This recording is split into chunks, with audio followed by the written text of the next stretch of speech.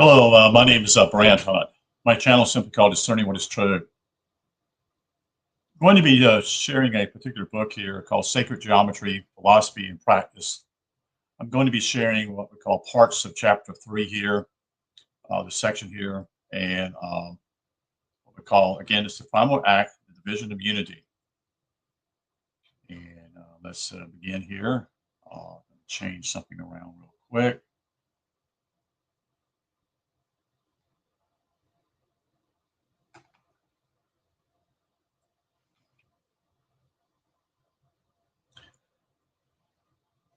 Those who use geometric figures to describe the beginning of creation must attempt to show how an absolute unity can become multiplicity and diversity. Geometry attempts to recapture the orderly movement from an infinite formlessness to an endless interconnected array of forms. And in recreating this mysterious passage from one to two, it renders it symbolically visible. From both the metaphysical and natural points of view, it is false to say that in order to arrive at two, you take two ones and put them together. One only need look at the way in which a living cell becomes two. The one, by definition, is singular. It is unity, therefore all inclusive. There cannot be two ones. Unity, as the perfect symbol for God, divides itself from within itself, thus creating two, the self and the me of God, so to speak, the creator unity and the creative multiplicity.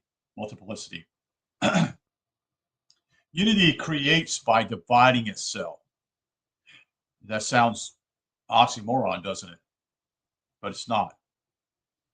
And this can be symbolized geometrically in several different ways, depending upon how the original unity is graphically represented. Unity can be appropriately represented as a circle, but the very incomprehensible servility of the circle indicates that this figure belongs to a level of symbols beyond reasoning and measure. Unity can be restated as the square, which, with its perfect symmetry, also represents wholeness and yields to comprehensive measure. In geometrical philosophy, the circle is the symbol of unmanifest unity, while the square represents unity poised, as it were, for manifestation. Big difference. The square represents the four primary orientations, that is, the north, south, east, and west, which make space comprehensible, and it is formed by two parts of perfectly equal yet opposite linear elements, thus graphically fulfilling the description of universal nature found in Taoism and other ancient philosophies. The square is also the result of a crossing. The four orientations were related to the four constitutes of creation, being earth, air, water, and fire. By definition, the square is a four equal straight lines joined at right angles. But a more important definition is that the square is the fact that any number, when multiplied by itself, is a square. Multiplication is symbolized by a cross, and this graphic symbol itself is an accurate definition of multiplication. When we cross a vertical with a horizontal, giving these line movements equal units of length, say 4, for example, we see that this crossing generates a square surface. Get that right. A tangible, measurable entity comes into existence as a result of crossing.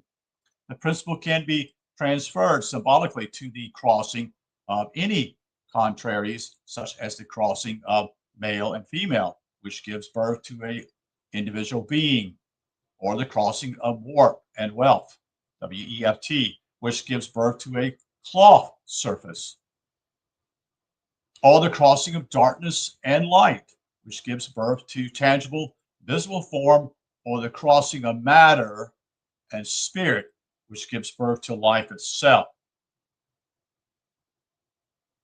You see, because we are spirit. That is the eternal part of us. And our matter is what we call our non-eternal part of us. But it's a vehicle to be able to be worked or be able to participate in the universe, not the universe, but the place we're living in, which is Earth. So the crossing is a action dash principle, which the square perfectly represents.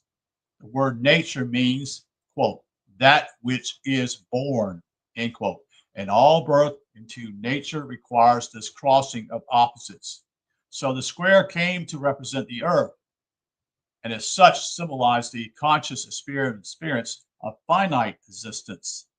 You see, it's finite. It's not spirit. Spirit is infinite, but the body itself is finite. What is born into nature?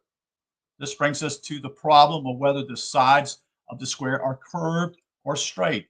If the overall reality of the universe is an endless curvature, a endless movement, there is yet a consciousness which is capable of temporarily arresting, both conceptually and perceptually, segments of the universal continuum. This subjective consciousness might be seen as a reduced velocity of the universe consciousness and has an instrument, the cerebral cortex in man. The Indians call this power of isolation and arrestation of the ever moving universe, universal, becoming tapas, T A P A S. The Greek philosopher Hercules likely it to a paralysis of vision, such as one experienced when stung by a scorpion. He called objectivization the quote, scorpion sting. The Buddhist and Hindu philosophies, or philosophers, I should say, were concerned less human consciousness becoming fascinated or preoccupied by this segment perception of reality. To use a familiar Buddhist analogy, time is like a necklace of square beads, of tangible objects, or moments or events, and to be absorbed by the succession of limited frames is Maya, or illusion, whereas only the interthread of the necklace, that is the unimaginable continuum, is reality. Pythagoras, however, thought that the experience of life in a finite, limited body was specifically for the purpose of discovering and manifesting supernatural existence within the finite. One's concentration then should also be on the finite itself to discover how this finite could contain intrinsically a power to express the infinite. This does not mean concentration on finite material efforts or effects, but on the abstract principles revealed in the finite world and the causes which create and support this embodiment. Hence, Pythagoras, or I should say, hence Pythagorean mathematics were limited to whole numbers, that is, definable, arrested states, and sought after universal expressions within the measurable. Geometric frame of the square, a profound symbol of finite perfection. Now let's go into the further down here.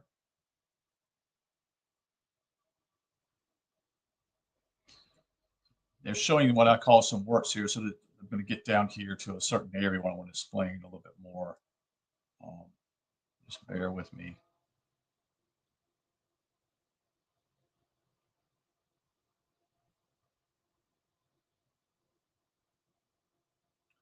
So there's a particular drawing here, what they call, let's see if I can find it here. Um,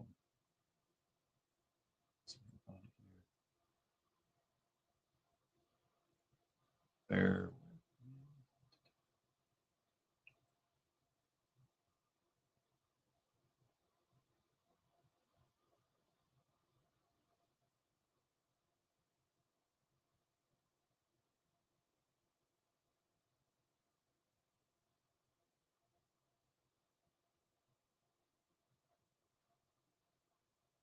In this particular drawing, we witnessed the division of unity through the drawing of the square diagonal. The side of the original square called its root is given the value of 1 since it is the first or primary unit. The area of the square is also 1 because 1 times 1 equals 1. This simple act of drawing the diagonal has given rise to 2, not because the square has been divided in half, but because square 2 is implied, since the diagonal square 1 is the root of square 2, and square 2 is exactly double in area to square 1. The reader may justifiably wonder why, having arrived at the symbol of the square, we must further consider the square built on its diagonal. For that matter, why consider this diagonal at all? This requires that we define the cause and effect relationship as seen in contemplated geometry. Once the four-cornered square has been drawn, one has implicated all that is necessary to draw the square diagonal lines. Moreover, this diagonal line, in parentheses, like any straight line, in parentheses, is implicit, the side of root of a square. In other words, we are obliged to think through or to make explicit that which is implicit in any geometry method, or I should say figure. A form is a geometric system, and like any system, biologically, chemical, or other, it must be seen in the unfolding continuum of its components in their cause and effect relationships. The movement from implicit to explicit is similar to that from cause to effect. It is only in the arbitrary mental world that cause can be separated from effect, while in the natural world they are inseparable. A cause is not a cause unless it has an effect. Correct. If we carry this logic further, we see that the square surface also only exists in a continuous relationship to a cubic volume, which forms one of the 6 faces in contemplated geometry. The attempt is always to follow the complete movement from the purely abstract two-dimensional world of line, then plane, as it becomes explicit in the actual world of 3-dimensional volume. To return to our square, 2 paradoxes have been revealed in the act of the division by the diagonal. The first lies in the uncanny coincidence of the 2 functions of root and the diagonal in the geometric moment of the square root of 2. The same line unit is both root and diagonal. The paradox of sameness and difference, this simultaneous or function yields 3 seemingly contradictory yet geometrically true relationships. So what he's showing here is simply, first you have what I call a equation, and you have pretty much what I would call like division, and you would have simply root on top and diagonal on the other side. And then it switches over to the other side, being diagonal and the root at the end. And with that, you also come up with what I call root diagonal at the top and root diagonal at the bottom. And then you eventually come to the point of simply root at the top and diagonal at the bottom as a division, dividing something. And the same thing again, a root diagonal twice. So it's 2 times, that is. The second paradox lies in the fact that the half, that is the square half by the diagonal, produces the double, as in the generation of musical tones and in the mystery of biological growth from cellular division. The square root of 2 is a rational function and is a universal applicable relationship, since everything in the natural world undergoes change. This root, being invariable, is by definition supernatural or supra-rational. That is to say, it is a symbol of the archetypal realm. The Pythagoreans are said to have referred to the incommensurable numbers as unaudible. End quote. We can be assured that it was neither secretly nor pure piety which led them to so designated them. It was, on the contrary, the keen discretion of an intellect aware of and maintaining a relationship between number and cosmic realities. Continue on. In this particular drawing shows how the creation of two leads to endless proliferation through the geometric progression as A to B, B to B, B to C, etc., or expressed numerically as 1 to 2, 2 to 2, and 2 to 4, and then 4 to 4, and then 8 to 16, and then 16 to 32, and 32 to 32, and to 32, 64, etc. No matter how vast the numerical relationship becomes, this proportion is A to B, B to B, and B to C. Remains unchanged. This progression can extend towards dimension as well as towards vastness through a bisection of the square, concurrent with a numerical expansion through the power of the diagonal of the square root of 2 thus represents the power of multiplicity, which can extend itself both towards unlimited expansion and towards utterly minute finiteness. This figure perfectly represents the growth pattern of cellular fission in living organisms, not only number, but from proliferations or proliferates from the division of unity.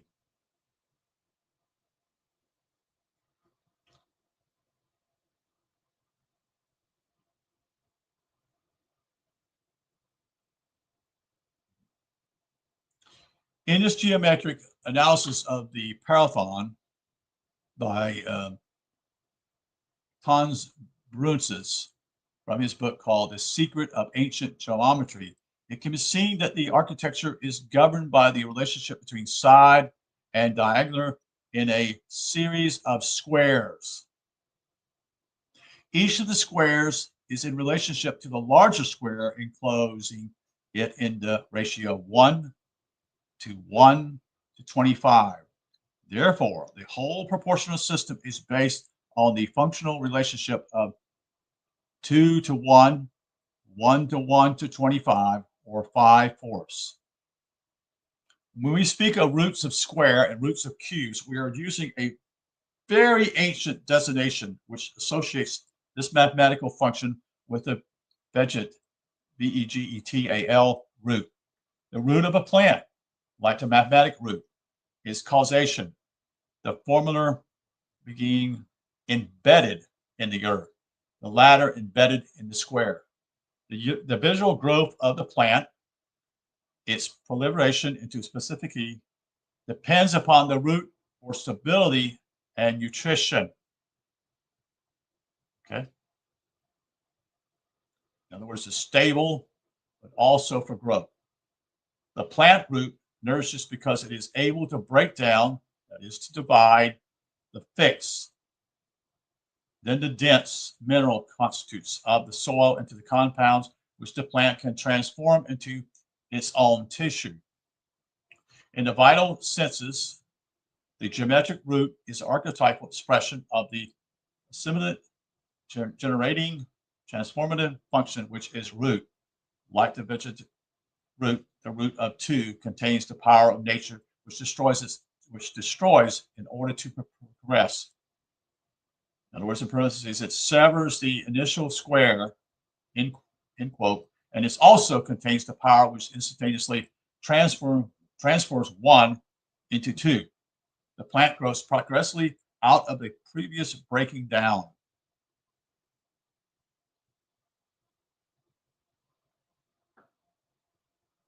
But there is no rational theory which can explain how a flower or a squash can spring forth from a tender, narrow stem, like the explosion of one square out of another. This is transformative power existing a priority in the causal root. The root principle is expressed in our bodies in the intestinal functions, which is a transformation of food substance into energy. It is again expressed in the convolutions of the brain, which is related to the intestines in that it transforms crude, amorphous mental stuff into reason and understanding. The phallic or procreative power is implicit in the root and the sexual function as well as the digestive function acts to root us into the physical world. We can see in the ancient agrarian practices of erecting stone monoliths, the phallic, mineral roots of the earth, the function of attracting downward the fertile cosmic evidence. On the other hand, lightning is the root of the sky, transforming carbon and nitrogen into compounds assimilated for plants. So let's continue on. The root grows by the constant division of its square shape. The root cells are a powerful metaphor for the principle of integration and transformation. Geometrically, contemplation is found on the idea that natural forms are to be understood as symbols, revealing metaphysical archetypes or archetypical principles which guide and control universal evolution. The root contains an incredible power of growth. Roots have been known to bury over 100 burrow, I should say, over 100 feet through desert sand in order to reach water. A single tuft of ryegrass may have over a billion root hairs, which lay end to end, which could extend for 350 miles. Roots aggressively hunt and battle in competition for water, air, and minerals. They must constantly secrete acids to dissolve minerals to provide nourishment and protection for the plant. The root is a symbol for the law of sacrifice in nature. For like a mother, its efforts are not for its own benefit, but to uplift the plant in its movement towards light. I didn't know that. That's pretty smart. So we continue, but there is no rational theory. Okay. The root principle is also expressed in our bodies and intestinal function, which I think I've already talked about. Okay, I've already gone through that. If we divide the full height of the human body into the harmonic divisions of the square root of 2, calling the total height unity, that is, we locate the vital center corresponding to what the Japanese call hara, H-A-R-A, or belly, a subtle physical center just below the navel. The figure with measure 2 minus root over 2 from the soles of the feet in the navel center, and 2 minus 1 from the navel center to the top of the head. In Zen, practice this center is associated with meditational techniques of rooting, involving a intensification of the powers of physical self-control and self-transmutation. Tantra teaching is in India, that is, on the other hand, seeks to elevate this serpent or root so that it lends its energy to the higher transformative grandial centers. The Chinese tradition speaks through Lao Tzu, who says something like the following, that is my paraphrase, quote, "Do not fear the aging of the body, for it is the body's way of seeking the root. To seek the root is to return to the source, and to return to the source is to pursue one's destiny." I'll say that again. This is pretty brilliant. Do not fear the aging of the body, for it is the body's way of seeking the root. To seek the root is to return to the source, and to return to the source is to pursue one's destiny. And to pursue one's destiny is noble, and nobility is full of courage. And the courageous are those who seek to fulfill the spiritual goal behind all forms. So to seek the root is to pursue this goal. The square root of 2 is the geometric function, which represents the universal metaphor of the root, and the root represents the principle of transformation. This moment of transformation is everywhere before us, in the roots of plants, transforming minerals into vegetables, in the leaves, vegetative, I said vegetables, I should say vegetative, in the leaves, transforming sunlight into live support tissue. In rock and stone being weathered and worn down into molecular gases and liquids, liquid into gas, gas into solid, light into heat, heat into mechanical movement, in the germination of a seed. Shellfish convert phosphorus and sodium into their calcium shells. The assimilation of food supports the creation of mental and spiritual experience. Everything is in a state of digestion, assimilation, transmutation. This transformation goes on every passing moment, as well as in the long, where's that at? Long eons of evolutionary cycles. Transformation is the oblivious condition of the worlds and their evolution from mineral to plant to animal kingdoms emerging out of kingdom.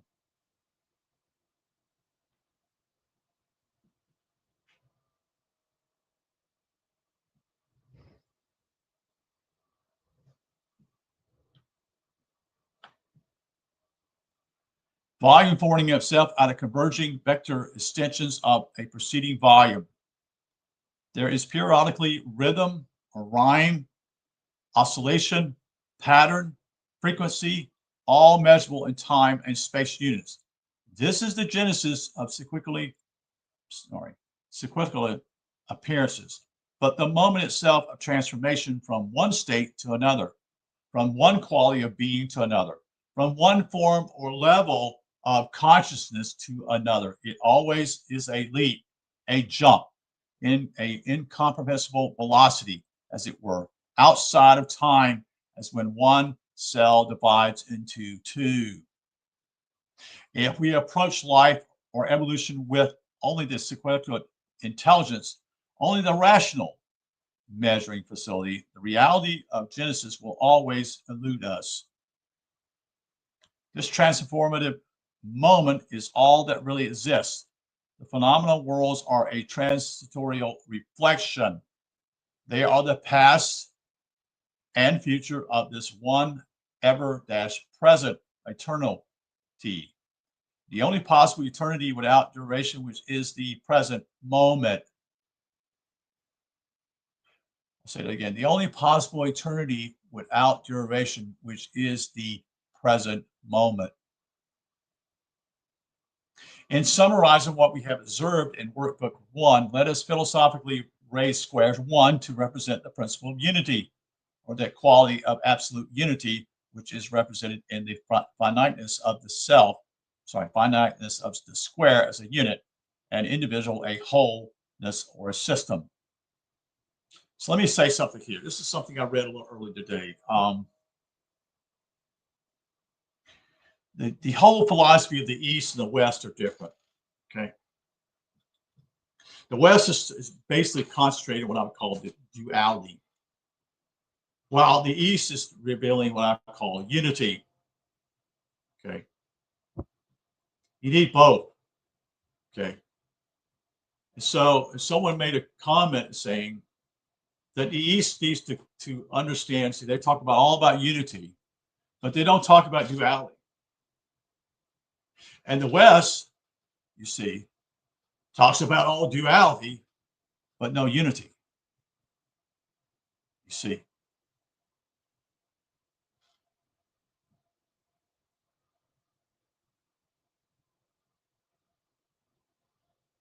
In other words, to find unity, you have to understand duality within yourself. Okay. That's the only way, you see that way. And so you need the two. You see, you need the West and the East. Okay. You need to understand why the West looks at it in what I would call a divided state, which is duality. You know, in other words, to find the answer to singularity or unity, you have to understand the idea of duality first. That you're living in duality, and so you seek to be unified. But when you talk about an Easterner, they're talking about unity all the time. But the point simply is they don't understand the unity because they don't understand where they came from. Because you have to have the root of the problem, which is the duality first, in order to lead to unity. You see, so that's why the West Eastern perspective, that is to be unified, while the East needs to see the duality in order to see what they say is unity, develop unity. You see, I don't know if I'm making any sense, but that's how I see it. Let us now extend the envisional, the simple, incomprehensible root powers as geometric metaphors for the supra-rational moment of transformation to include not only the square root of 2, but also the square root of 3 and 5, has been done in all the known traditions of sacred geometry. Transformation can be seen to occur by means of 3 general processes. The generative, that is, symbolized by the square root of 2, the formative, symbolized by the square root of 3, and the regenerative, symbolized by the square root of 5, and its related functions of phi, that is the golden means, or the golden mean, I should say. The square root of 3 appears in 2 major geometric leads to, so the square root of 3 appears in 2 major geometric configurations, and each of these demonstrates in a different way its formative character. The primary one, known as vesicus piscis, literally a bladder or a vesicle, which when filled with air would be in the form of a fish. Pisces was the central diagram of sacred geometry for the Christian's mysticism of the Middle Ages. It is constructed by drawing 2 equal circles so that the center of each lies on the circumference of the other. The second configuration is when 3 appears, is that the cube cut by its diagonal. So we look at these 3 different areas, and this is kind of key to understand some of this stuff. You have the first is what we call universal consciousness, which is what it has here is solar, that is source gold, unchanging, archetypical realm of reality, unification. So this is one circle part of it, but not the whole of it. Then on the other side, you have the empirical consciousness, which is lunar. So one represents the sun, one represents the lunar, the moon, and the source would be the sun. The reflective of that is the moon, the silver, which is changing, sensible realm, actuality, and pluralism. And with that, you have a balancing consciousness, is what he's saying. And that's what the bladder is about here. This is the mid portion of the whole thing. So you have 2 circles that go apart each other and create this fish bladder cycle perspective. And with that, you're not out of kilt, so to speak, okay? And the balancing consciousness is proportional mediation and human consciousness. You see, one of the ways to see the vesicus piscis is as a representative of the intermediate realm, which partakes of both the unchanging and the changing principles, the eternal and ephemeral. That is, the human consciousness thus functions as the meditator, or mediator, I should say, balancing the 2 complementary poles of consciousness. The 2 become one.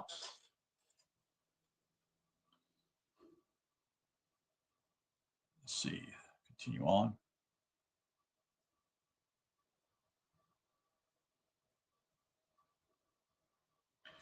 So we continue on here. So there are few figures which carry so much meaning as the simple vesicus.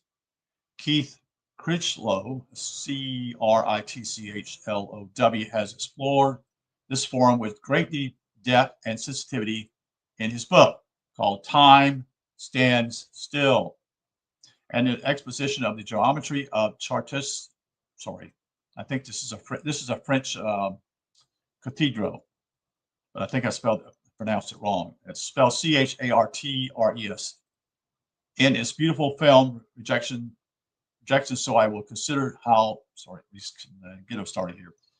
Chartres Cathedral in its beautiful film, Rejections. So I will consider here only a few of its symbolic interpretations.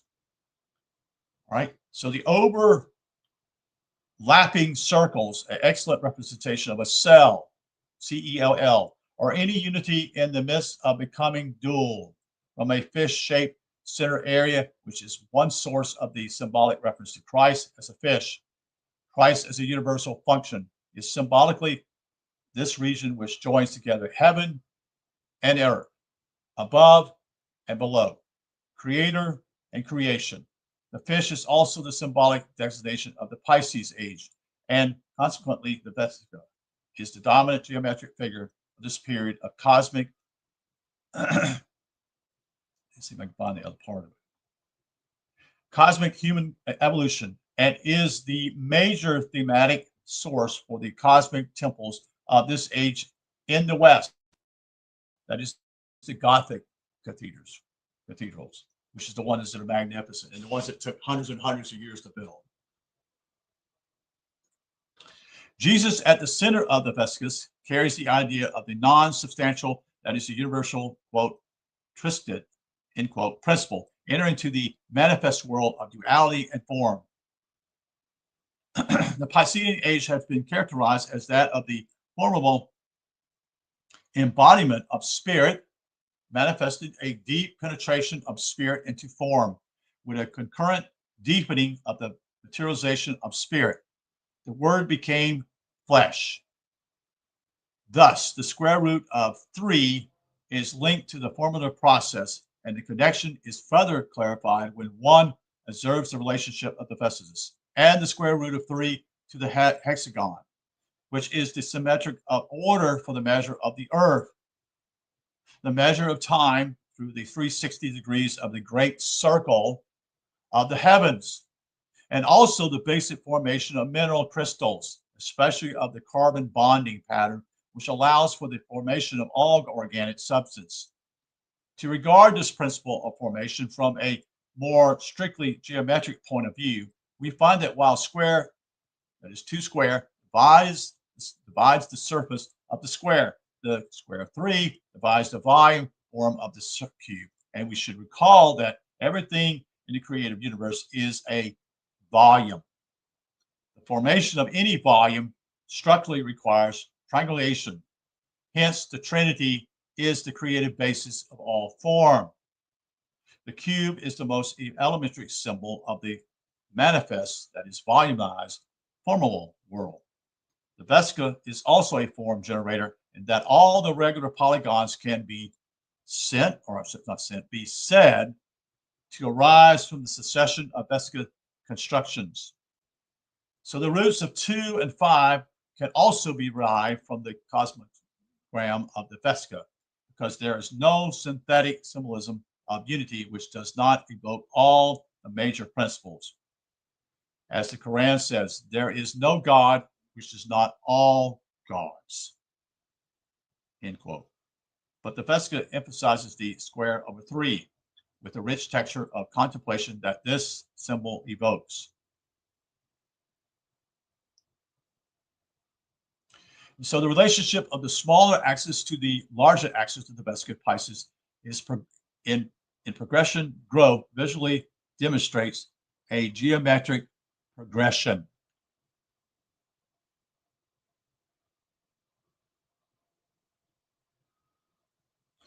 And it's showing something. This was a plan of the Chapel of St. Mary's at Glastonbury based on the system of square 3, drawing by Keith Crenchlow from, I can't pronounce that word, I guess it's Glastonbury is study in patterns. Also research into lost knowledge organizations in London. So we're going to stop there because that's I think that is the end of the chapter, part of it here. It is, just making sure here. No, it's not. It's almost finished here. Sorry. Continue on here. Let's see.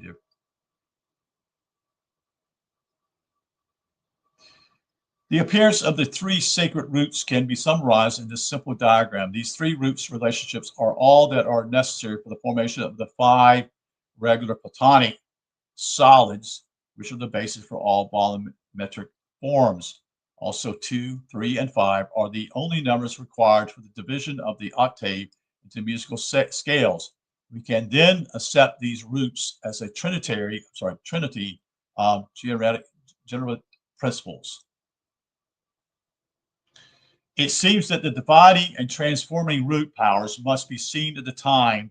I'm seeing in the same time as powers that bind and synthesize, as such principles must often demonstrate two poles of opposition. The square root of 5 transverses two worlds, indicating by the upper and lower squares the world of spirit and the world of body, and all the forms of bonding or the mediating principles between these cosmic extremes we will consider at the Christic principle. The square root of 5 is a proportion which opens the way for the family of relationships called the golden proportion. The golden proportion generates a set of symbols which were used by the Platonic philosophers as a support for the idea of divine or universal love. It is through the golden division that we can contemplate the fact that the Creator planted a regenerate seed which will lift the mortal realms of duality and confusion back towards the image of God. We shall examine the golden function, or section, I should say, and its ramifications shortly. But first, let us look at the principle governing the progressions which result from the sacred roots of 2, 3, and 5.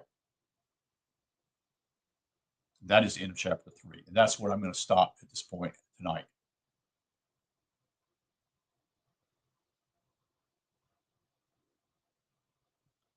Yeah, it's 41 minutes. We'll stop at this point here. So thank you for being with us. That's pretty neat. That's pretty good information there. Again, that's the second geometry philosophy and practice in chapter 3.